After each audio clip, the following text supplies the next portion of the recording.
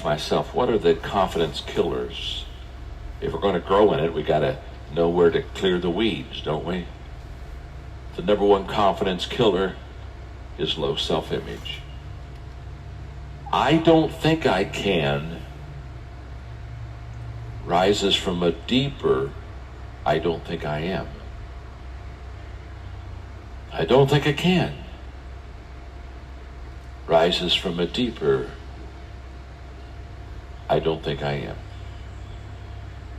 Lower self-worth translates into 37% less willingness to negotiate and use of 11% fewer negotiation strategies. Increased self-worth correlates with a greater willingness to incur the risk of prolonged negotiation and greater adaptability.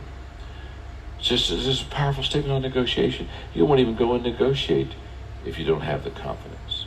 In short, the less confidence you have in yourself, the faster you will give up trying to get what you want. That's a fact. When I see a person that quits quickly, they have low self-confidence, low self-esteem. That's why they quit. Fear is another killer of confidence. You see, confidence comes from not always being right, but not fearing to be wrong.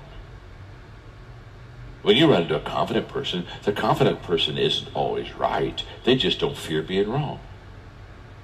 I can tell you every day, I'm confident about a lot of decisions. Now, some of the decisions I'm confident about aren't the best decisions, but I don't look at myself and say, well, what happens if I fail? What happens if I'm wrong? It just doesn't bother me. I don't fear that failure.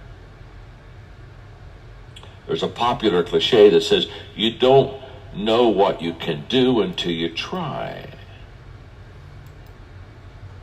I like that you never try until you know what you can do. Confidence releases the risk. Confidence releases the risk. All my life I've tried to share my confidence with others. All my life I've tried to bring people that were maybe had a little bit more timidity about decision making in life and go alongside of them, put my arm around them and say, hey, I'll loan you my confidence for a while. Let's go do it. The third confidence killer, the first one, okay, this is good, is low self-image, and then there's fear. The third confidence killer is other people's opinion of you. Wow. That will suck confidence out of your body. If you worry about what people think of you, it's because you have more confidence in their opinion than you have of your own. And I see people all the time that say, well, I wonder what they're going to think. Well, what will they think? Who gives a crap? Listen to me. My name's John. I'm your friend. Since when did you always feel so low in your self-image that you lowered your opinion of yourself so much that you let somebody else walk in your life and trample all over it? They don't have that right. And yet I see people do it all the time.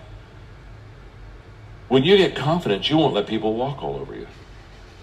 You won't let people take advantage of you. You won't let people all the time manipulate you. You won't become a victim of everybody else and kind of, this is kind of the way it is. You're going to meet the most wonderful person in the world tomorrow morning when you meet my father. I respect my father more than any human being in this world. He's truly the greatest man I know. I love him more than life itself. When you see him and you hear him tomorrow, you're going to fall in love with him. Because who he is greater than what he says. He's an amazing person. And I was in an organization that was hurting my growth. I was in an organization where negativity reigned and it was full of dysfunction.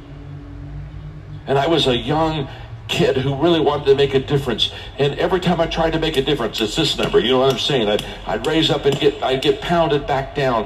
And I would pull away and I'd try again because it's all I knew. It's where I got educated. It's where all my friends were. And my father was the most influential person in that organization. He wasn't like those people. I grew up in an amazing environment, but in that little environment I grew up, all around me was poison. And I can remember at 33 deciding I had to leave that organization. It wasn't hard to leave the organization, but that meant I had to go to my father and tell him that I was going to leave what he loved and what he knew and what he had hoped for me, because I was the kid everybody said would follow my father's footsteps. And I had to go walk into my father's life and say, Dad, I'm not following your footsteps here.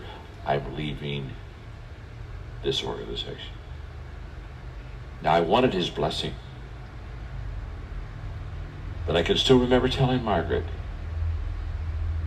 I pray for his blessing, but if I don't get it, I'm going anyway. That day is as clear as if it was yesterday. It was a half a life ago. I'm 66. I was 33. And I made an appointment with my dad at his office. And I sat down for 3 hours and I wept like a baby. And I said goodbye to the people I knew and to the school I knew and to the church I knew and to the culture I knew. And I looked at my father and I said, Dad, I'm going. You can't talk me out of it. Can I have your blessing? Now, fortunately for me, he loved me and gave me his blessing. But let me tell you what I did to my dad. My father, for the next 6 months, had to explain his son to all of those people. There are some of you in this room, you'll never rise to your potential until you get rid of the people in your life. Are you hearing me?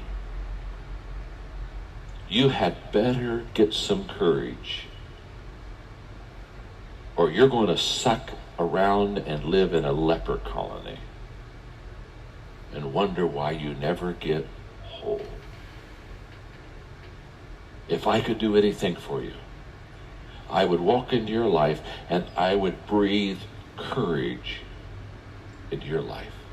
And courage is a result of confidence. You have never seen a courageous person that didn't have confidence. It is not the difficulties that defeat us. It's the lack of confidence in ourselves that defeats us. Confidence is the cornerstone of leadership. Clarence Randall said the leader must know that he knows, and must be able to make it abundantly clear to those around him that he knows. I was privileged when the Soviet Union was about to fall.